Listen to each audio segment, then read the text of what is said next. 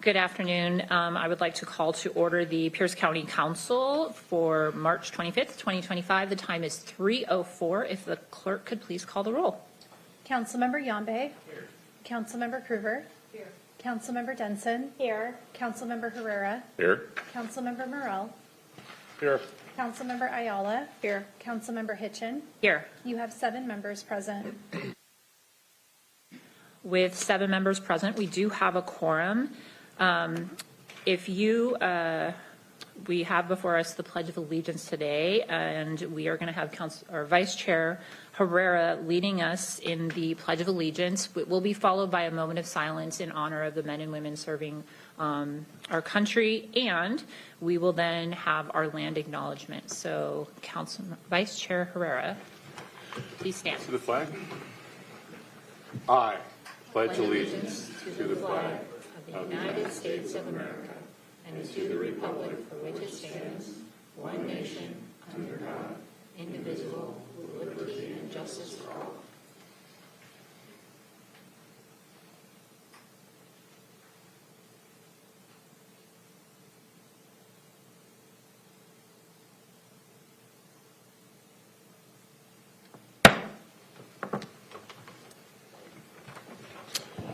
We acknowledge that we are on the traditional homelands of the Coast Salish tribes. Coast Salish people have lived on and stewarded these lands since time immemorial and continue to do so today. And we recognize that this land acknowledgement is one small step towards true allyship, and we commit to the uplifting voices, experiences, and histories of the indigenous people of this land. Thank you, Vice Chair. We are now at section 4 of our agenda. If there are no objections to the agenda as presented, is there anything from our regular agenda? Seeing none, we will consider the regular agenda approved. On today's council agenda, there will be multiple opportunities for public comment. You may provide comment on any final action item that does not include items that are on our consent agenda this afternoon for scheduling. So we will be approving our consent agenda in a moment, but you can provide public comment under our community forum at the end of the meeting, and you will be able to provide comment on any final action that we are taking today. So is there, and for further information, you can see the front of this document. I need to remember to read from my agenda. They write it out for me, and then I don't read it. And amazingly enough, I skip things. So let's start that again. For information on rules for public participation, please review the bottom of this agenda on page 1. We now have before us the consent agenda. Does any member wish to pull an item from the consent agenda? I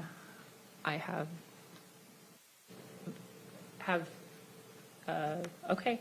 Councilmember Morrell. Thank you, Madam Chair. I would like to pull item 2B and put under resolutions.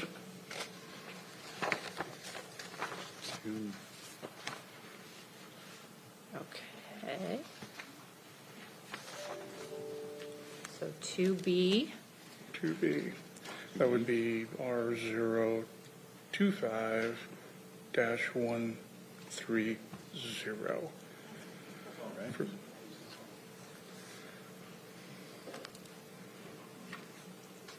The appointment.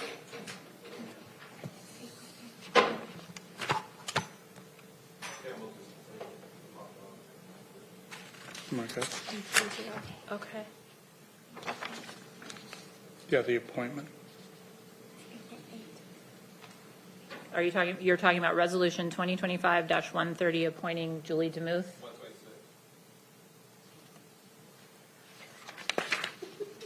Correct. Yes, I want to have a discussion Okay. about the appointment. Okay. So that's the purpose of it. Okay. So I just want to move it down to resolutions to make comments and then go from there.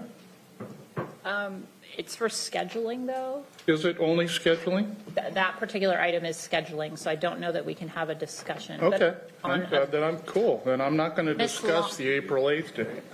I will wait until the April 8th. Perfect, and it will be in rules as well. Okay, so we'll go through rules. We'll go and then through rules and a discussion can happen there. Come back. Okay, great. I understand the confusion now. Okay. So thank you. Okay, so now I'm going to go to Vice Chair Herrera for possible changes to the Sure. consent agenda. I move to approve the consent agenda as amended, moving C2B and C2A to Section 8. Is there a second? Okay, we have moved and seconded approving the consent agenda with the following changes, moving C2A and C2B to Section 8. Is there any further discussion?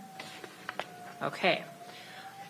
This is going to be opened up for a public hearing on the other items on our consent agenda. Is there any member of the public that would like to address the council on our consent agenda as it has been amended?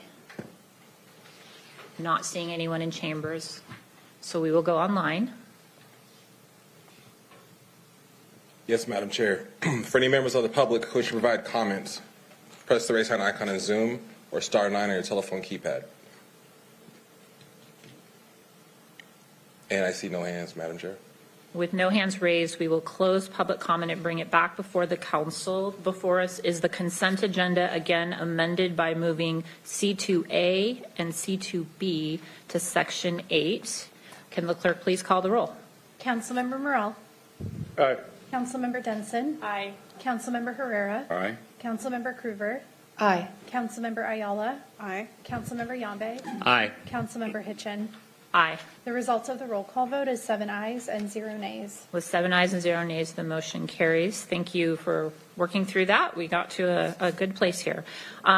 Before us now is Section 6, which is messages from the executive. There are none this afternoon. And Section 7, which is proclamations. We do have a proclamation today.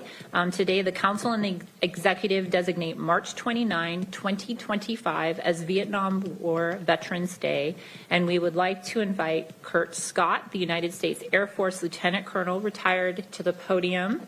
John, are you giving me other people? John Saltella, I should have asked. Saltella, a Vietnam era veteran, and Robert Linden, a U.S. Navy and U.S. Coast Guard veteran, and Craig Doherty, past state command for the VFW. If you can, please come to the podium while we read, and we will have Vice Chair Herrera reading it into the record. Because I'm short, get to be in front.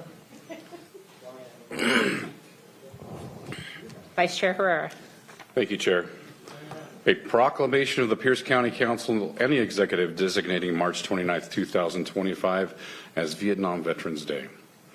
Whereas the Vietnam War was fought in the Republic of Vietnam from 1961 to 1975, and whereas approximately 2.7 million United States Armed Forces members served in the Vietnam War, with more than 58,000 paying the ultimate sacrifice. And whereas of more than the 58,000 fatalities from Vietnam War, 1,047 were from Washington State. Of that, 111 were Pierce County residents. And whereas according to the Defense POW MIA Accounting Agency, there are still 1,244 U.S.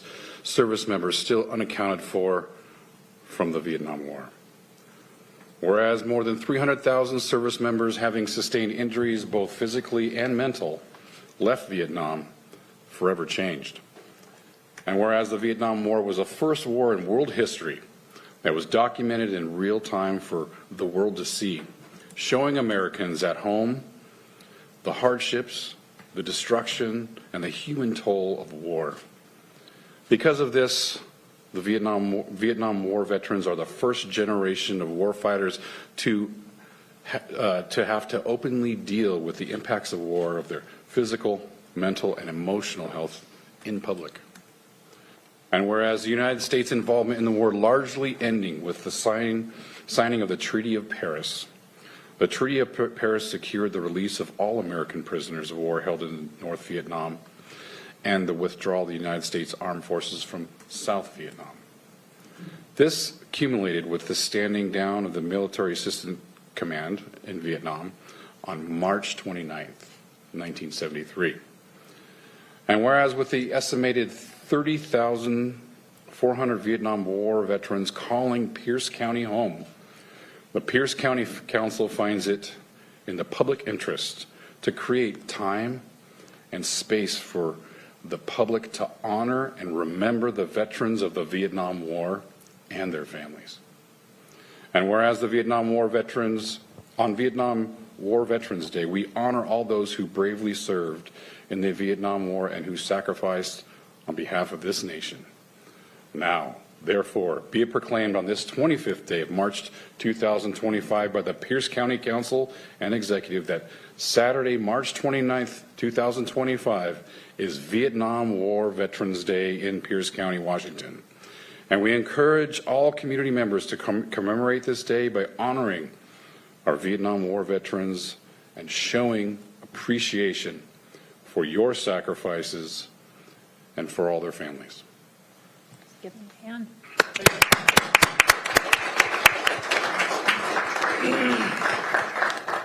Thank you. If you would like to say anything, and we appreciate you being here. Can't do it. That's all right.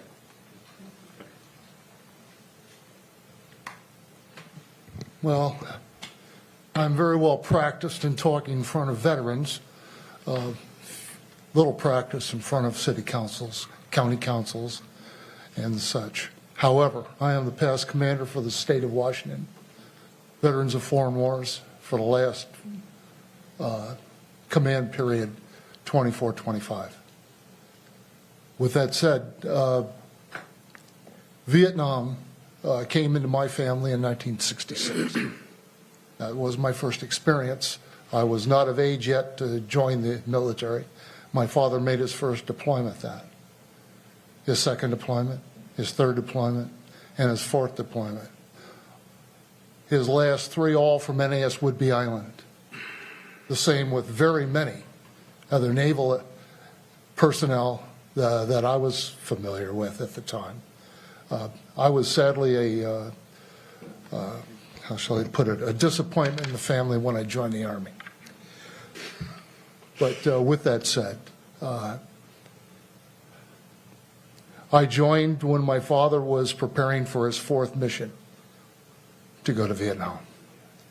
We crossed paths 2 weeks prior to his leaving, and I said my goodbyes and headed off to active duty. He headed off to the USS Enterprise for linebacker 2. And I'll fast forward that. I knew very many Vietnam era veterans. I served with very many. I never found myself in bad company, not once in my life. They were men and women that I was very impressed to be with and among.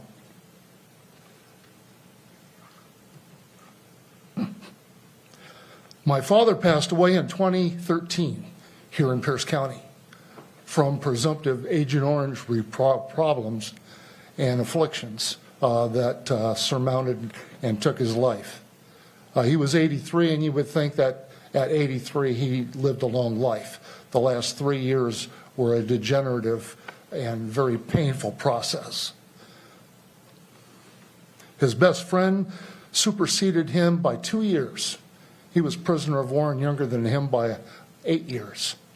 He was the past commander of VA 196, the main battery out of NAS Whidbey Island, and a prisoner of war in Hanoi Hill. He was fortunate enough to bring his friend home at the end of the Vietnam War, as it was not complete until 1975, but at the end of cessation, and when the POWs were released, they came home in the middle of 1973 on the USS Enterprise, a few of them, ironically. The biggest problem is health.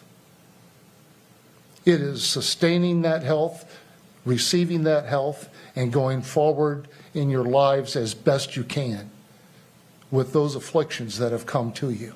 These good men behind me are standing. What a privilege. I will tell you, many have gone before them already. And many of them are buried out at Tahoma National Cemetery and other cemeteries within the state.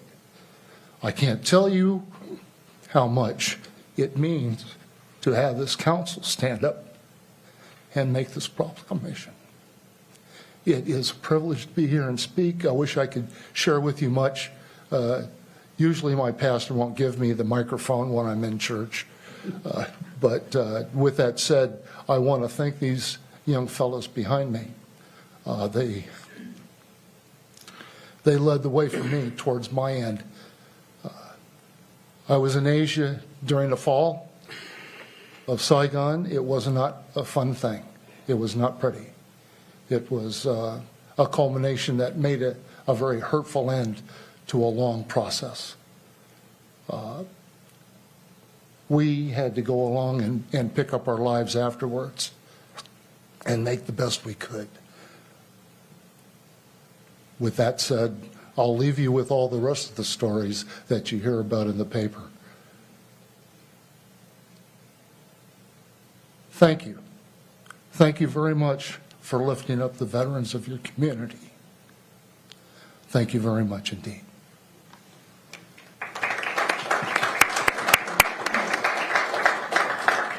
I want to say something. Go for it. It was an honor to serve. Thank you. You know, all I wanted to say was back in 1966, 67, when everybody was protesting in Seattle and we had the bombs going off at Seattle University and shutting down I-5 because of the protests over the Vietnam War, I decided that the people at my high school, there was 12 or 13 that had already died in Vietnam, I decided to have a memorial plaque created in Ballard, so I got together with the service organizations and we raised the funds for the plaque and everything, and it still hangs in Ballard High School today. And it was terrible back then that you see how the hatred of everybody in the U.S. for the Vietnam veterans when they came back, and I just wanted to do something, so I think it was a couple of years ago I came before the council and requested that they set aside one day a year to remember the Vietnam veterans, and they voted unanimously on that, so. Thank you. Thank you. Thank you for this honor.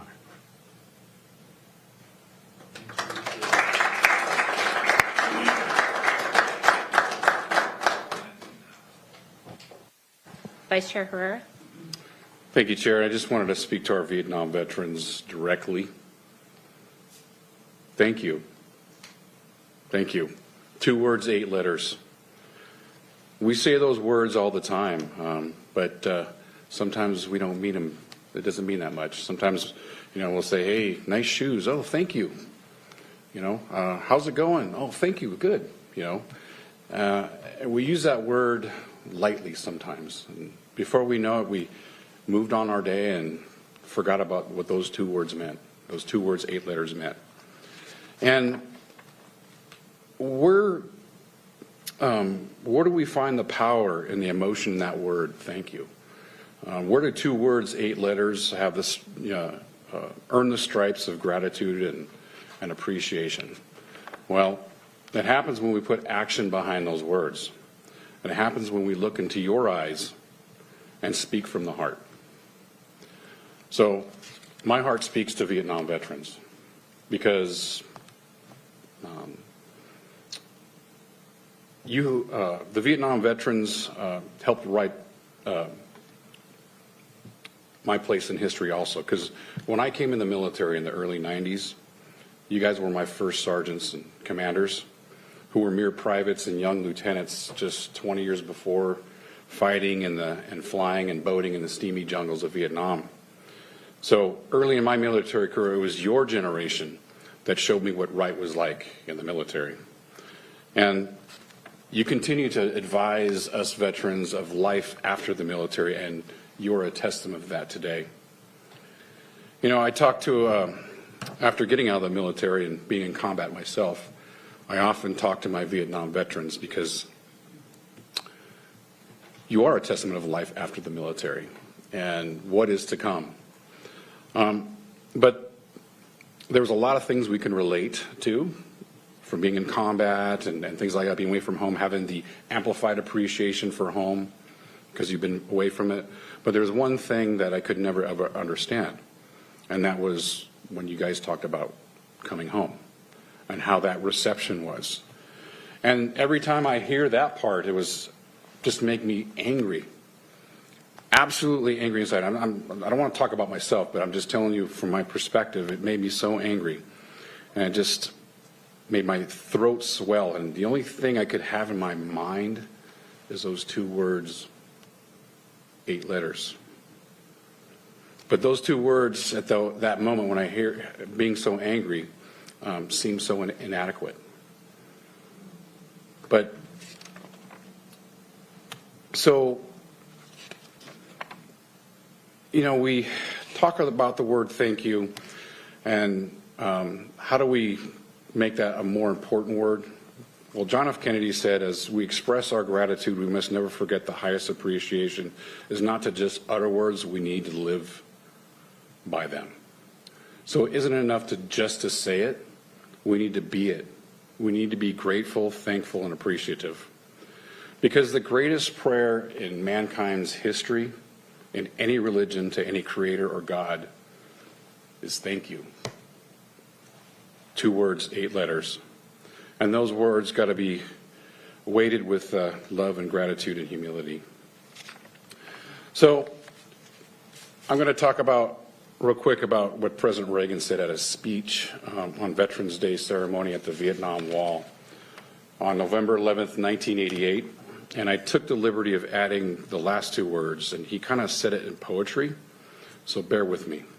But this was Ronald Reagan speaking to our Vietnam veterans, and I quote, "Far too long a time they stood in a chill wind, as if on a winter's night watch. And in that night their deeds spoke to us, but we knew them not. And their voices called to us, but we heard them not. Yet in this land that God has blessed, the dawn always at last follows the dark. And now morning has come. The night is over. We see these men and women and know them once again. We know how much we owe them, how much they've given us, and how much we could never fully repay. And not just as individuals, but as a nation and as a county, we say, we love you and thank you." Thank you for those words and your service. We are going to go to Councilmember Denson.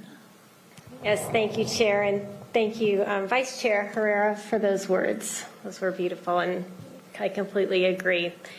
I'm really, really glad that we're doing this today, and I want to thank those in the audience that made sure that this happened every year. Clearly, this is bringing up a lot of emotions for the veterans, because I can tell you I don't know a happier or more positive person than Kurt Scott.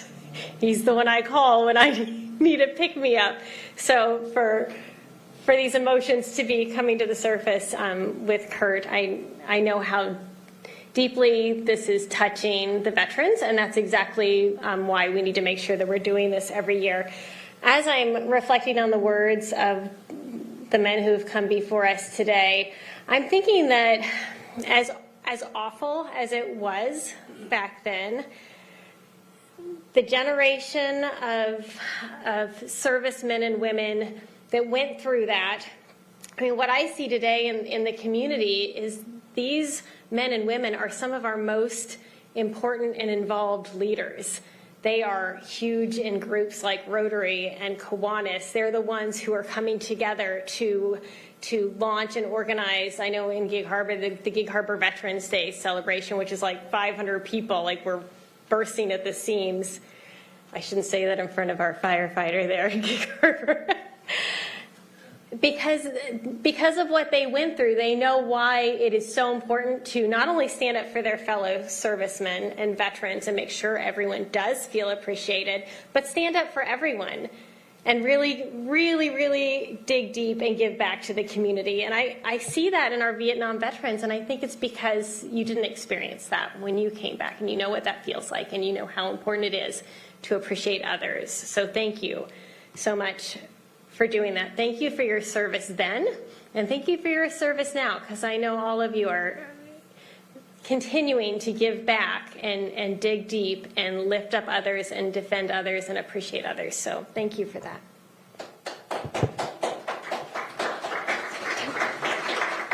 Thank you for those comments. We'll go to Councilmember Krueger.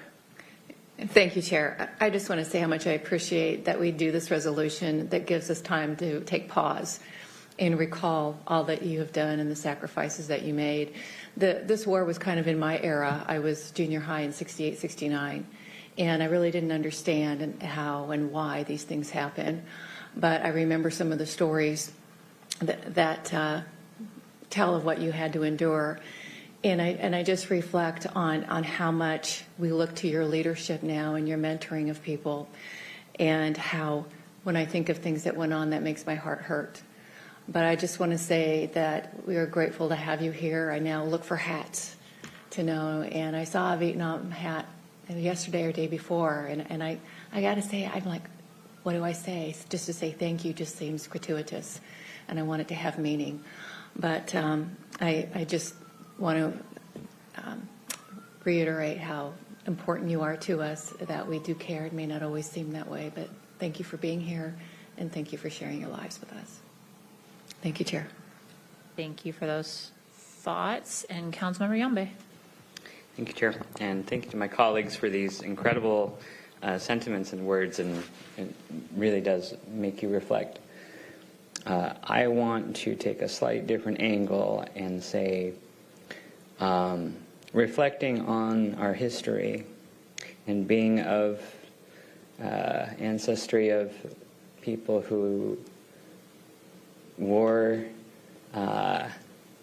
traumatized a lot of people in the family. There's a lot of intergenerational trauma that's passed on from those who didn't always have the tools to deal with what they were doing.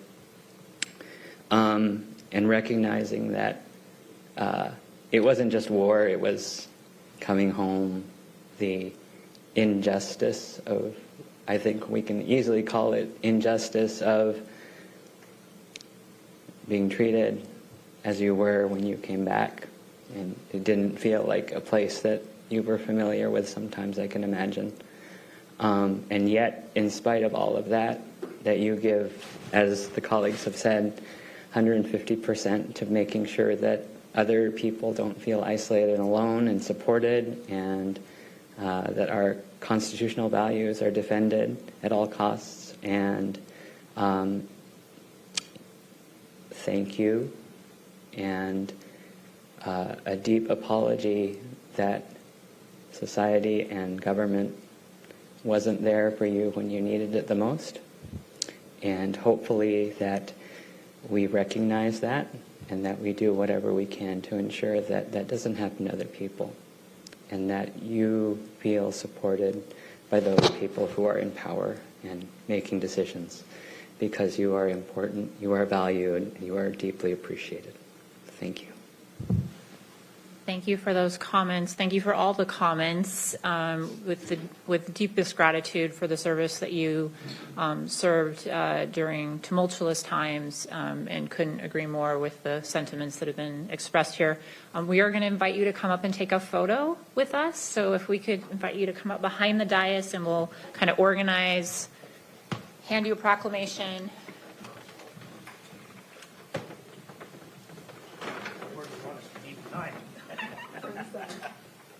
Thank you so much. Thank you so much.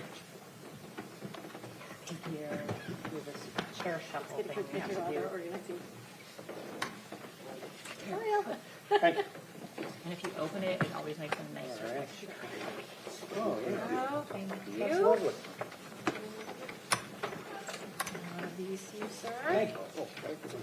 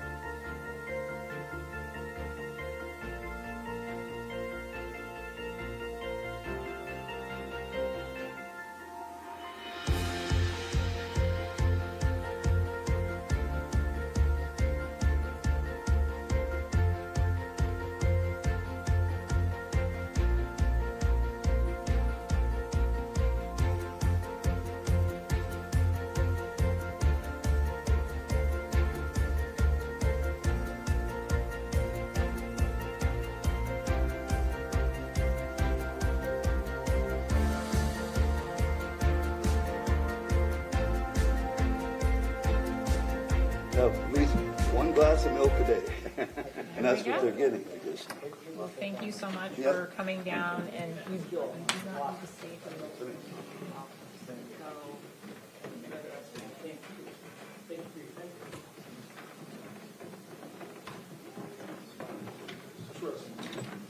It's always the first step.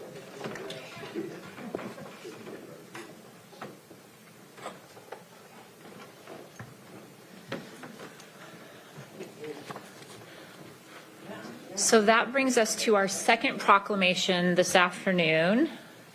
We have before us and are excited to have Councilmember Denson read into the record announcing that the First Responders Week is being celebrated in Pierce County, and it's the week of March 24th to the 28th. I'd like to invite Scott Booth, the Deputy Chief of Gig Harbor Fire and Medic 1, and Crystal Erickson, and maybe Everest will be joining.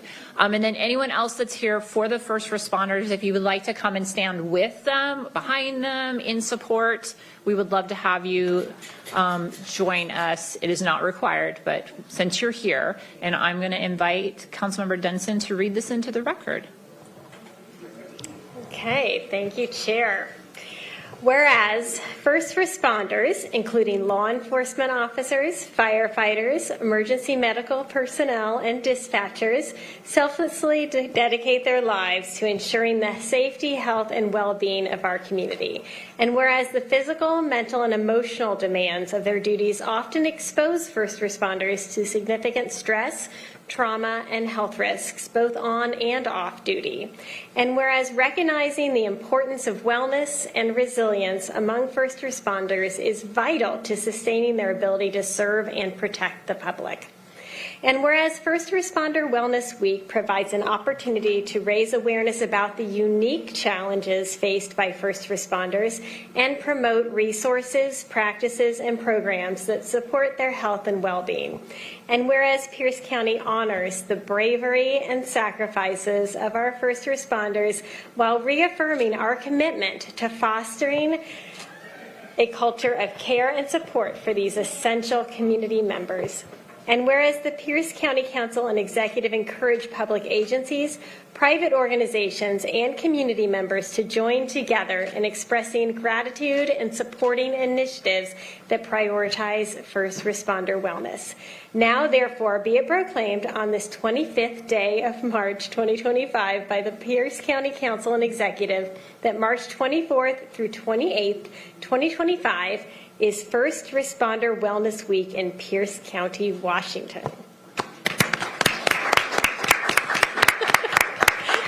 I think we've put Everest to sleep. Crystal, do you have anything you'd like to? Well, first of all, I would love to thank you guys for bringing some awareness to first responder wellness. Of course, that is the whole reason that I'm here with the department, and it's very close to my heart that I would support all of our folks in the Pierce County Sheriff's Office in their wellness endeavors. And I'm so glad to be able to bring awareness to all of our other first responders in Pierce County. And I'm just so grateful for you guys for doing this for them. So thank you. Thank you. And Deputy Chief? Yeah, I have the privilege now of focusing on health and safety and wellness within my organization. I'm coming to the end of my career, and it's been an honor to give back to the men and women that I work with. I think what I've learned and what I want to emphasize here is that it's the little things. It's sleep, it's nutrition, right? It's taking a holistic approach to resilience. And that's what we are learning now is really at the root of addressing duty-related stress and the health impacts of that. And so thank you very much for recognizing all of us. We greatly appreciate it, and it's an honor to serve our communities. Thank you. And I'd like to invite from South Sound 911, you're not on my list, but I know you made the trip. Would either of you like to address the community and the council? Yes. For being a telecommunicator, we, as you all know, we were reclassified as first responders by the state of Washington. Yes, that was a great battle. So I'm hoping that at some point we're recognized on the national level because the PTSD and the effect that the calls and the workload has on our telecommunicators is real. And so it's nice that it's getting recognized and we're getting help for our people. So thank you very much. Thank you. These folks are the unsung heroes. 100%. 150%. Thank you. Anyone else before I turn it over to council members? Okay. Any council members have comments on this? Oh, I turn away and then lights appear. Councilmember Krueger. Thank you, Chair. I just wanted to say how much you don't really realize, what you all have to go through. But I end up watching these little TikTok things, and I see that, and I'm like, I'm just watching it on a picture, and you're there, and you see these things, and I can't imagine how you channel that into your daily life and get past it. I just want to honor you on that. And then the 911, when I think you've got somebody screaming at you, and you all you can do is talk and try to calm them, get them to do what they need to do. That's got to be extremely stressful as well. So it just hats off. Thank you for all that you do and that you're willing to take those hits. I read stories, and not being there, I can stay healthy. I can stay well. You're there. You need extra. Thank you. Thank you, Chair. Thank you. We'll go to Vice Chair Herrera. Thank you, Chair. And I don't know about TikTok videos, but I'm really happy and that this is brought up. I mean, not too that distant, long ago, this was something we did not talk about at all whatsoever. And I just want to recognize the sheriff and the undersheriff here too. Thank you for being here. That, the stigma of this, I'll even use the word, the muy macho-ness of being on both sides, it doesn't matter who you are, that just being tough and hard at all times has a toll on health big time. I mean, if you've been in this job more than 20 years, you know somebody who retired and they bought their house in Arizona, and a month later they had a heart attack and died at 55, 60 years old.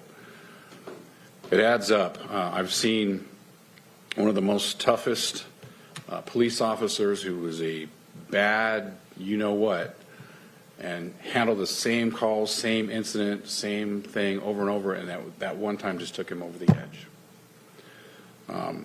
Let alone just, working night shift and maybe have to go to court during the day, having no sleep, having kids at home.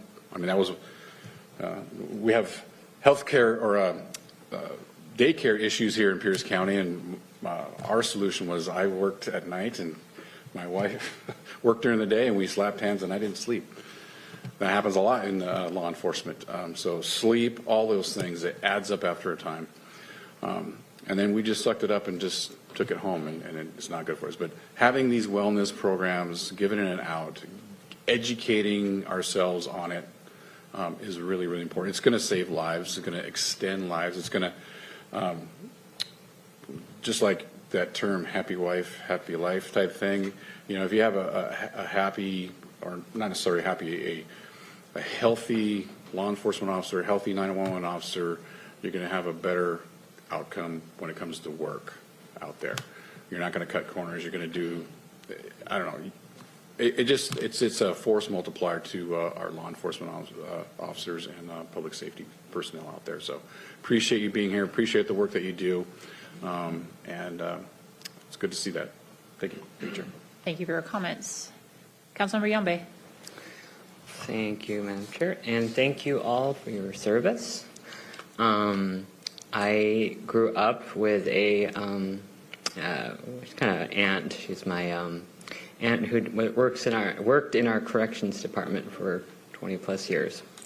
And one of the things that I remember at the graduation that we went to is that they said the advice is to maintain friendships outside of the buildings, because otherwise you might not get out and have the balance that you need. And I thought about that a lot, and it's like, well, that advice is like, oh yeah, well, stay safe and avoid getting hurt out there. it's just about as helpful. And so the fact that we have these resources now, and the fact that we talk about them, and the fact that we need to continue to invest in these programs, and kudos to those leadership who recognize the value and incorporate making it a priority of departments to make sure that we have the staff to be able to tackle these issues in indirect ways and clever ways that don't make those people and our people that keep us safe feel like they're going in for an exam or a test or something. And so you're helping not only increase the longevity of our great men and women in uniform, but you're also helping keep the community even more safe when people feel supported, when people feel that they have the resources and tools and the help that they need in stressful times. And that is the investments that help save lives and help us do the jobs that we need to do to keep people safe and protected. So appreciate the work that you do, and we will try to be as supportive of these things as possible, because these really help save lives. And so thank you for being here, and thank you for your service. Thank you for those comments. Councilmember Morrell. Thank you, Madam Chair. I appreciate the comments from my colleagues. Assistant Chief Booth, 27 years ago, I helped negotiated one of the first contracts for Central Pierce Fire and Rescue to put a wellness program into their daily activities, and you wouldn't believe the amount of pushback I got on that, especially looking at the holistic part of no smoking and how we had to transition out of that. But there again, that was a different time, and as Councilmember Herrera said, it was some tough individuals to try to peel the layers back to get down to them admitting their PTSD and other issues, especially in the both paramedics and the engine company when they roll up on an accident and have to see and deal with those aspects of it. So I'm just glad to see that we have come to a place where it's accepted, it's used, it's utilized, and everyone understands the benefit of having the holistic approach to wellness, and being able to understand that we all need checkups from time to time, and the ability to pull down those barriers and actually reveal your soul a little bit is very enlightening. So I'm just glad to see all of our first responders now that see the benefit of that. I'm thankful for Crystal and the program that she's put together. There again, 4 years ago, we were battling over whether we make that a program of the Sheriff's Department, and I'm glad we did it and we invested in it. And so everyone, thank you for the role you play in keeping our community safe and also keeping your people safe. So thank you. Thank you for that. And I will just conclude with, again, thanks. I think one of the reasons that I feel like this is such an important program, no matter how we look at it, is that you see people on their worst day again and again and again. Hopefully we only have a worst day and move on, but you see it every day, and that adds a toll. And we know that that trauma can compound and follow you home. It can follow you when you're trying to sleep. It can follow you when you are on vacation. And so by having these programs, we can help you figure out how to deal with that trauma so that you can be there when it's one of our worst days again and again and again. So thank you for your service. Thank you, puppy Everest, right? I keep forgetting. I've renamed your dog in my head. So we are going to do a photo. Jair, because of the dog, if we want the dog in the photo, where would be the best place to do this?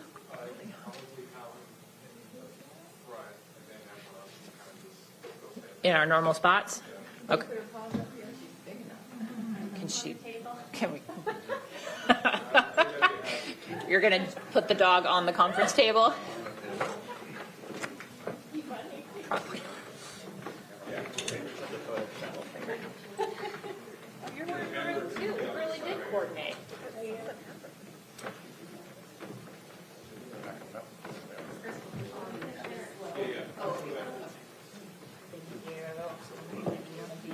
Open it up. You bet.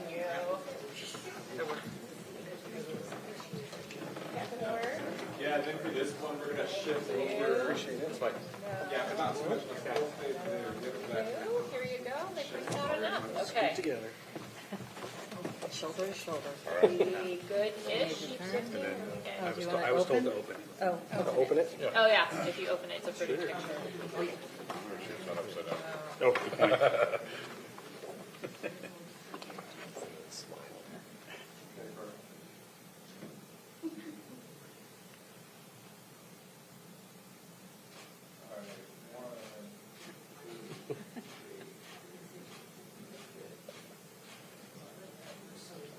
One of those works. Thank you. Thank you. Yes. Thank you. Stay safe, everybody. Appreciate it. Yeah, absolutely. Thank you. Thank you. Oh, yeah. I know we didn't make it down that way. I'll sneak this way and shake hands. Good to see you. Thank you. Thanks for being here. Thanks again, Paul. Yeah, take care. Appreciate it. Yeah. Thank you.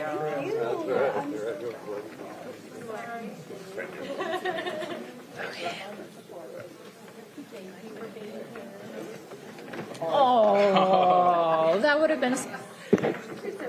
Microphone's on.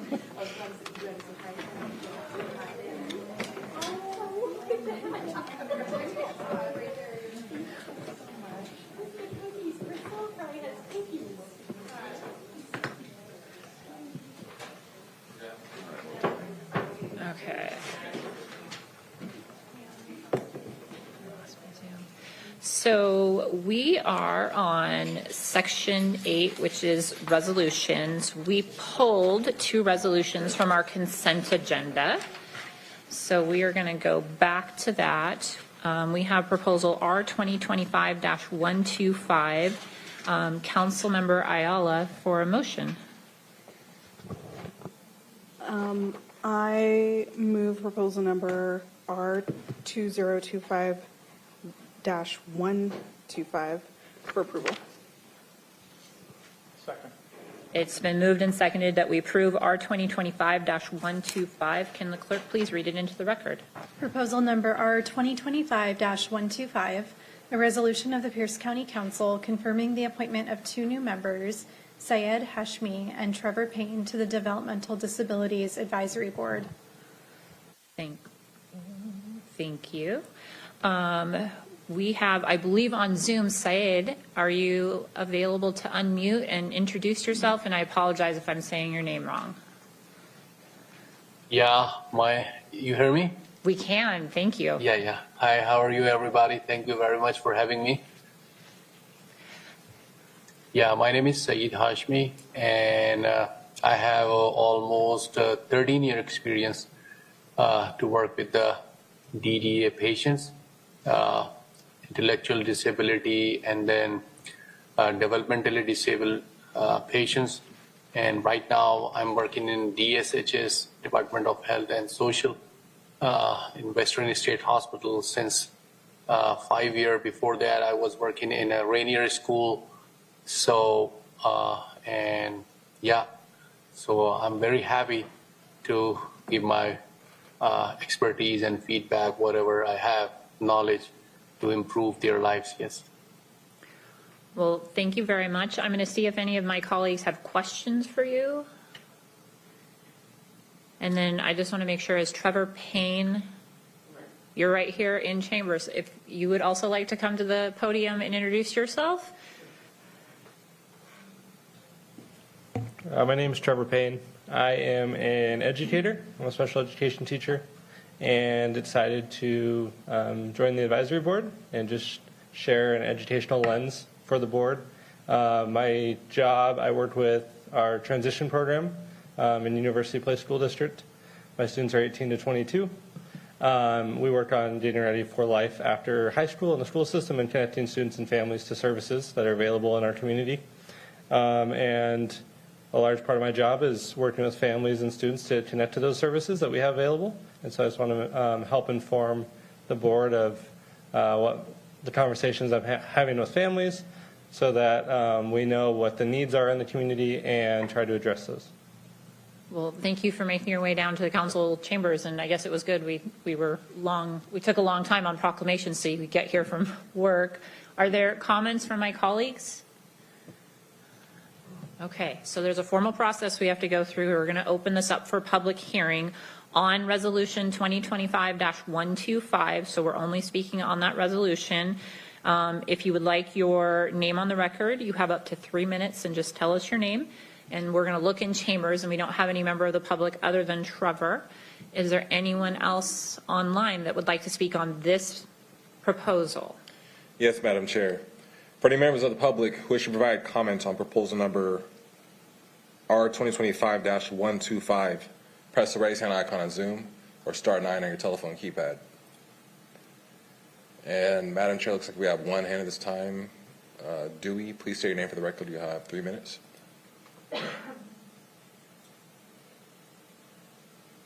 Oh, sorry, I didn't mean to have my hand raised. Okay. I speak on this. Sorry. Thank you. We'll get back to you with community forum, I believe is where you want to chime in. And there are no other hands, Madam Chair. Okay.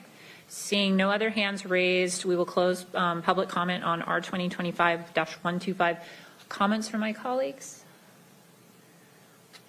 Councilmember Ayala.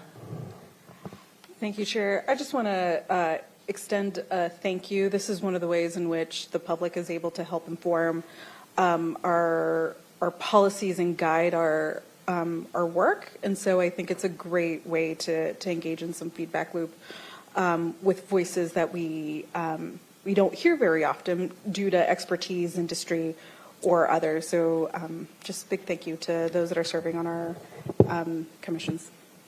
Thank you. Any further comments? Well, I too will extend my thanks. Our advisory boards do phenomenal work, and we like having a variety of voices, and both of your experiences will really add to the voice of many different groups as we look at our developmentally disability advisory board. Just the work they do is really important, and we continue to learn and grow and try and do better around this. So with no other comments, we are going to ask the clerk to please call the roll on approving R 2025-125. Councilmember Denson. Aye. Councilmember Herrera. Aye. Councilmember Yambe. Aye. Councilmember Ayala. Aye. Councilmember Krueger. Aye. Councilmember Morrell. Aye. Councilmember Hitchin. Aye. The results of the roll call vote is 7 ayes and 0 nays. With 7 ayes and 0, the motion carries. We are now on Resolution 2025-126. Vice Chair Herrera for a motion. Thank you, Chair. I move proposal number R 2025-126 for approval. It's been moved and seconded that we approve R 2025-126. Can the clerk please read? Proposal number R 2025-126, a resolution of the Pierce County Council confirming the appointment of 2 new members, Joshua Wielden and Christian Campbell, to the Pierce County Conservation Futures and Open Space Citizens Advisory Board. Thank you. And with us today, I believe we have Christian Campbell online. If you would like to unmute, and you can even turn your camera on if you'd like to introduce yourself.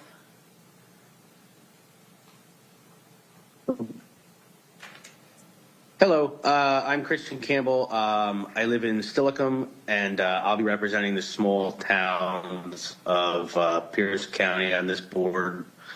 I grew up in New York, in the mountains, doing a lot of outdoors activities, hunting, fishing, hiking, and conservation has always been very important to me, and I look forward to helping with this.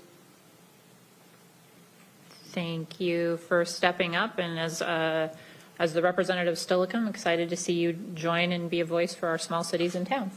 I just want to double check that Josh Weldon is not on here. He's usually on here. Okay, not seeing a hand.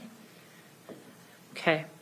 Well, I'm going to open this up for public comment, and we are going to we're going to go right to Zoom. No one of the public is left in chambers, so right on Zoom if there's anyone that'd like to speak on R 2025-126.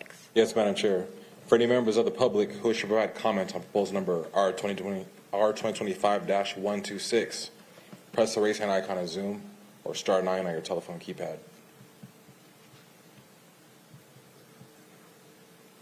And there are no hands at this time, Madam Chair. With no hands raised, we will close public comment, bring it back before the council. Are there any further comments from my colleagues? Well, Christian, I just want to thank you. And again, anyone who steps up and says, yes, I want to volunteer for any of our boards and commissions, you really do help us do better as a council, because we simply don't have all the expertise and cannot be everywhere. And you bring that voice to the work of the council, the departments, and the other elected officials that are part of our county government. So thank you for your service. We are going to ask the clerk to please call the roll on R 2025-126. Councilmember Ayala. Councilmember Yambe. Aye. Councilmember Herrera. Aye. Councilmember Morrell.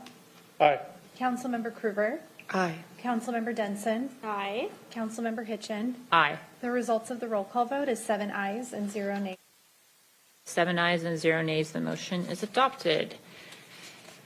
That brings us to community forum, because there are no ordinance today. So community forum is an opportunity for members of the public to address the council on any topic that is of significance to or affecting Pierce County government that did not appear for final action on today's agenda. There is a 3-minute limit, and we'd ask that you'd state your name if you'd like it on the record, and address all comments to the chair. And there is no one in chambers, so we will go directly to Zoom. Yes, Madam Chair. For any members of the public who wish to provide comment, press the raise hand icon on Zoom or star 9 on your telephone keypad.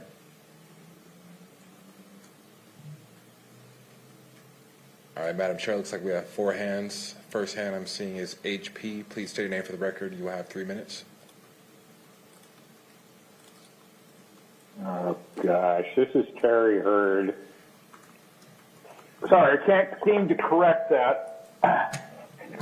Being one of the veterans through the National Guard and the Army Reserve and about half my life, I wanted to thank the people that came in and spoke about the veterans and those people who are the first responders. Through my years, I listened to so many stories. They weren't prepared for what they had to endure. There's no education for that. But they had to vent, and so they vented. I lost a lot of my innocence listening to them, but it was something that we as people must realize, that there are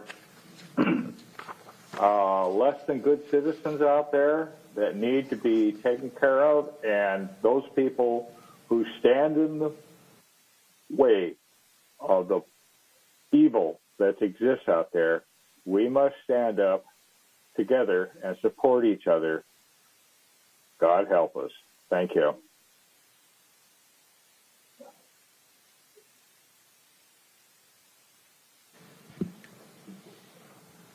Next, we have Dewey. Please state your name for the record. You will have 3 minutes. Are you there? We are here. Hi, I'm here to talk about DIY inspection program in Pierce County. At this time, we don't have a program, even though Washington State approved it back in 2000 to be able to inspect your own septic system. They made a video 11 years ago showing people how to inspect it. I talked to Jeremy Simmons, who has 16 years of experience at the Public Health Department and environmental sector, the manager of the Waste Water Management Program. He said it was accurate and stands behind it. if you have a gravity or pressurized system, and that they are pretty simple to do. I talked to multiple people at the Pierce County Department of Health to find out why we don't have it, and all I get is a bunch of excuses. They put it on the paper on March 2024 that it was on its way to Key Peninsula. I talked to Niels. He said it was be done by the end of 2024, and all you have to do is watch a video to do the inspection. All this was misleading, misinformation, or flat out lies, and that's manipulation. When people do that, they cannot be trusted in anything they say or do. I talked to Chantel, and she said when she got hired in March 2024, she was told they were not going to do a DIY septic program at all. But in the paper, it said it was on the way that same month. I watched Pierce County Department of Health Committee meetings where Chantel and Jessica all gave misinformation about things. When I looked it up, none of it was true. Councilmember Denson has been working on trying to get this program up and running for the last 2 years, and still nothing. All they say is we're looking to feasibility. When I told them that other counties have this up and running and it's successful, they tell me that the other 9 counties are highly inadequate programs and would never have a program like any of these counties do, even though there was no proof of this happening. I asked Jeremy about this, and he said there was no programs that were failing and that they were accurate. I think every county should offer a DOI septic inspection program. All it does is help people understand their systems and how they work. This really helps the people that are struggling out there, like senior citizens, veterans, retirees on fixed incomes, people with disabilities and low incomes that can't afford it, making a burden on them. It feels like you think we're too stupid to be able to even do this, and 8 other counties are doing it already. So why not us? If there's anything you can do to get this thing up and going, I'd appreciate it. And hopefully by this year, not the end of the year, so we're all compliant and with the code and be able to take the burden off people. If this is what taxpayers want, this is what taxpayers should get. And maybe just you should care about these people, or maybe you just don't care about these people and you like seeing people struggle and suffering. And you guys are affecting my mental health by not getting this done. It's affecting me huge. When you guys talk about mental health, with you guys doing nothing, it's affecting me hard. I'm sure it's not just me, it's other people. Take that into account. Thank you for your comments. Next, Madam Chair, we have, Next, we have Kenny. Please state your name for the record. You have 3 minutes. My name's Kenny Loy, live in Buckley. I'd like to talk about my continued issue with trying to get a utility easement to my house that is almost completed, that I'm having to run on a generator that costs $150 a day. We keep going in circles on this temporary agreement. We've agreed, and then it gets taken back to Parks Department and they decide to add something or change something. So it keeps going around and around. The most recent is I have to have the utility installation completed by June 15th, which I would love to have it in by then. Problem is, I can't get a permit yet.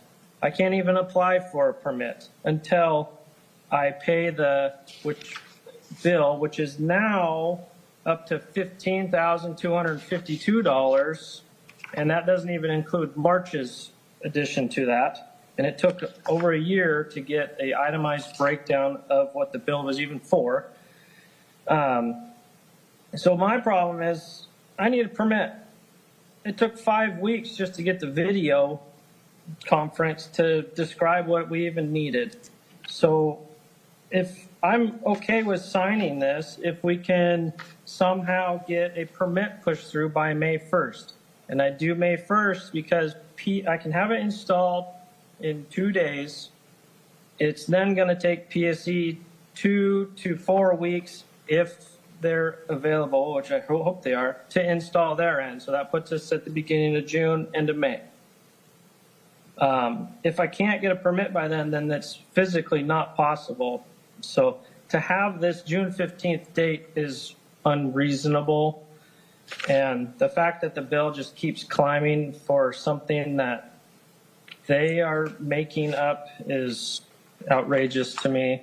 And now I'm getting past due notices, certified mail, and we didn't even know about this $5,000 till today or Friday. So I need help. I don't know how else to say it. And I'm sorry I have to keep calling in. It's annoying to me, and I hate being annoying to you. So please help me. That's all I can ask.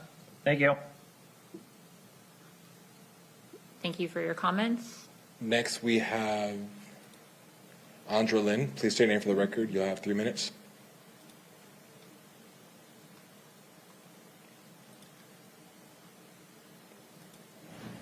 Can you hear me? We can. Yay! Hi, my name is Angelyn Izquierdo. Good afternoon, council members. And I would like to put in a verbal request for an evidence room and recoverable procedures be put into the Pierce County Sheriff's Department for local constituents instead of being referred to an evidence room in downtown Tacoma near prison. I have filed several police reports over the years for theft of my personal belongings and had successful contact inside of the Pierce County Sheriff's Precinct in Puyallup, Washington, last year in the summer.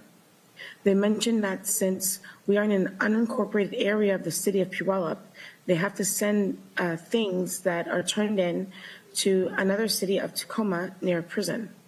Now, this is a major inconvenience for me with car troubles and others who have lack of transportation and money.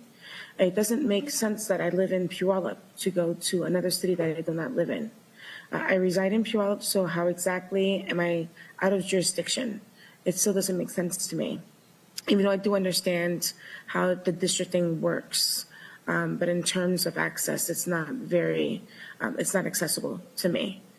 So it is a state requirement that that precincts have to found property or material that is relevant to a criminal, civil, or administrative investigation. This would help those dealing with poverty as well to have access locally to belongings that have been recovered. Please consider having an official evidence room inside of the Pierce County Sheriff's Department station this year, as it should be a simple correction to our precinct. Thank you very much for letting me speak. Thank you for your comments. And at this time, Madam Chair, there are no other hands. Seeing no other hands, we will close public comment and bring it back before the council for other business. We have 2 items, but I do have a light, so we'll start with Councilmember Morrell. Thank you, Madam Chair. My privilege to make a motion that we extend a conditional offer of employment to Hugh Taylor to serve as our Chief of Staff for the Office of County Counsel. So there was a motion. There's a second. Is there further discussion?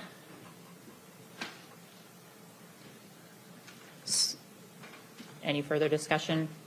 I just want to make sure. So I want to extend a thanks to my colleagues, to Mr. Taylor for stepping up, but I also want to thank Chief Long for taking the time to walk us through this and help kind of bring the staff voice and bring the feedback and really help coordinate things. It was a long process, and I'm looking forward to working with you, Mr. Taylor. I think that you have worked diligently over the years. There's a lot before us, and I know we'll have to talk through some other things, but we'll let you breathe for a couple days and settle in.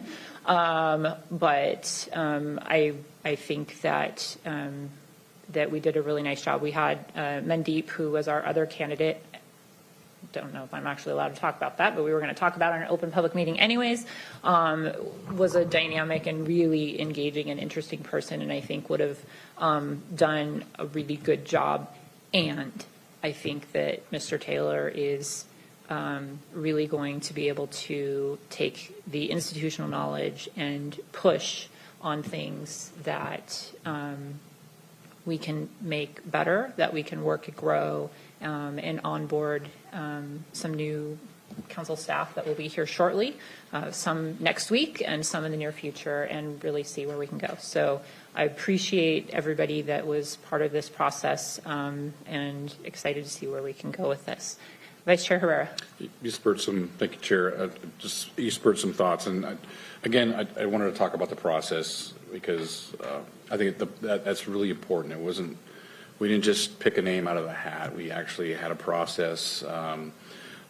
It was meticulous. I mean, it started with applications, and all kinds of different things. And we all took hard looks at it. We all had commented on it. We all did things, and we went a step further with staff and everything. You didn't mention all that, but I really appreciate the process of work for other places and things like that, and with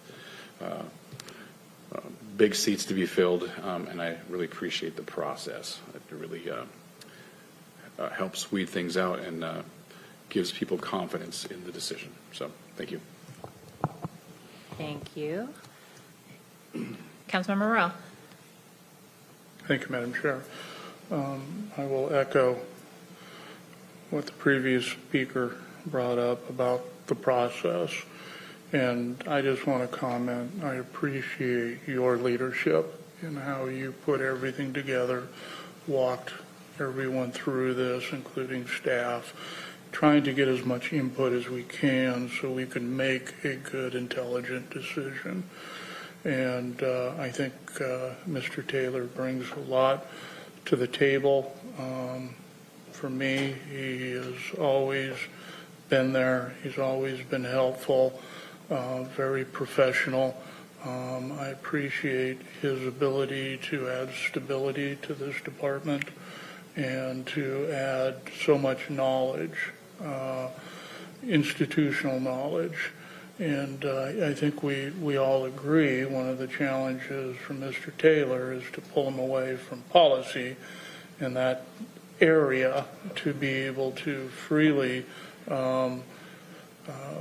streamline the chief of staff position and the interaction that you're going to have with not only the employees at the council, but also the other departments that we need collaboration with whenever we develop policy, budget, what have you.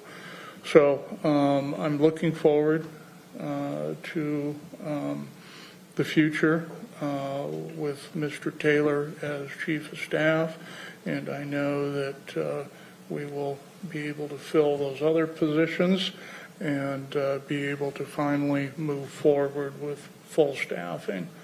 So thank you, Ms. Long, for your guidance and make sure we didn't say anything we weren't supposed to say or do anything that was out of order. But there again, I want to compliment my colleagues for the discussions that we had because I think we had two great candidates, and I am happy to have Mr. Taylor as our Chief of Staff. Thank you. Thank you for the comments. Councilmember Ayala. Thank you, Chair. I do first and foremost want to thank our legal counsel for ensuring that we that everything is done above board.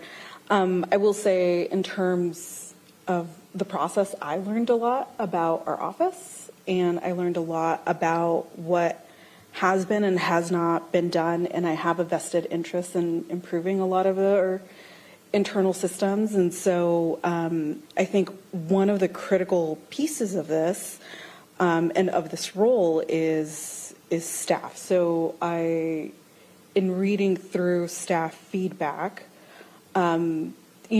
multiple points were brought up for both of our finalists, and I think it's one of those pieces where because this role oversees the nature and the culture of the staff, I'd love to see where staff want to take that in the future. And so with that, I will publicly say to all my colleagues, if I need to play any kind of role in this, please let me know. And hope that we can just improve year after year. Thank you. Appreciate the comments and looking forward to it. And we do need to actually, I don't think we voted. We did motion and second and then talked a lot. So so it is a motion. There were some people on the edge. Yeah. So the motion before us to extend a conditional offer of employment to Hugh Taylor to serve as Chief of Staff of the Office of the County Council Any further discussion? All those in favor say aye. Aye. Any opposed, say nay. Motion carries. Congratulations, Mr. Taylor, and we'll figure out what the next steps are, because I honestly,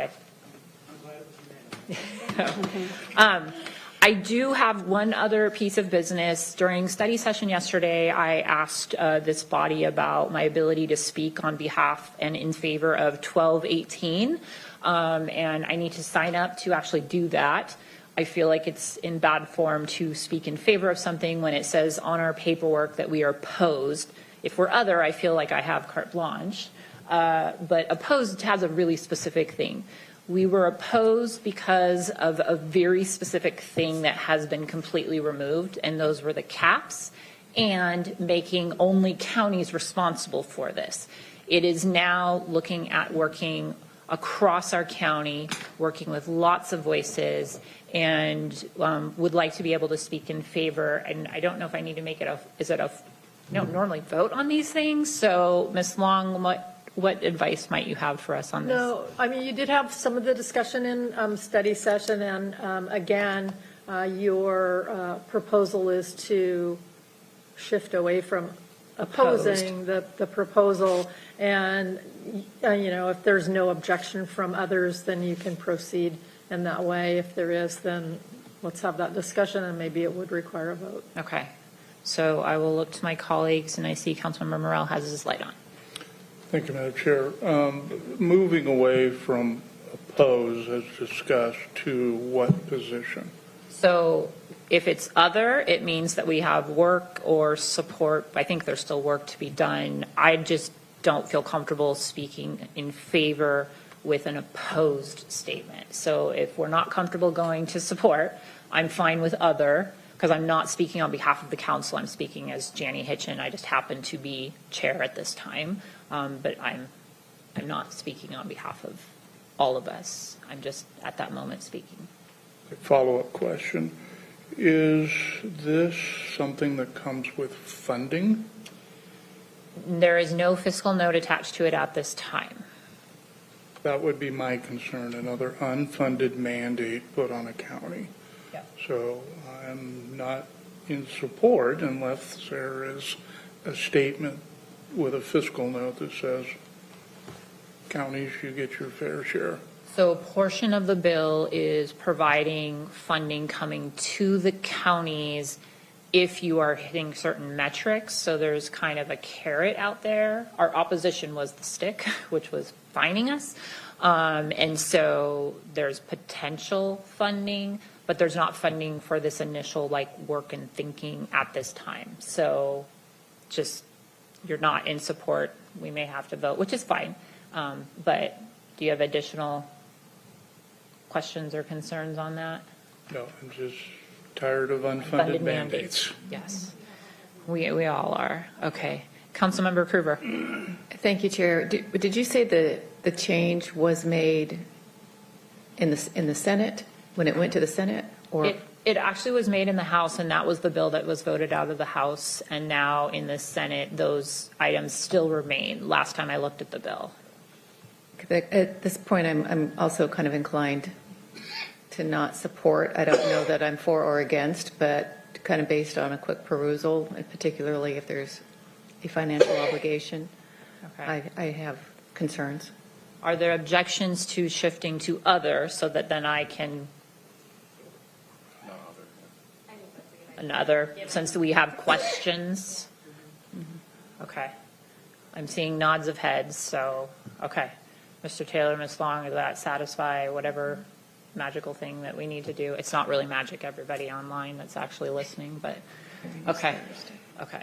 So we will move to other. I will sign up to testify on behalf of Janie Hitchen, who happens to be a council member in Pierce County. So, which will make a certain representative very happy. So, any further comments or other items?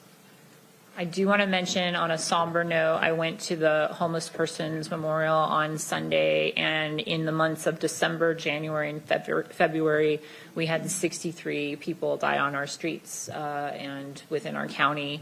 The numbers continue to be daunting. And those are the ones that we could find in the data and account for.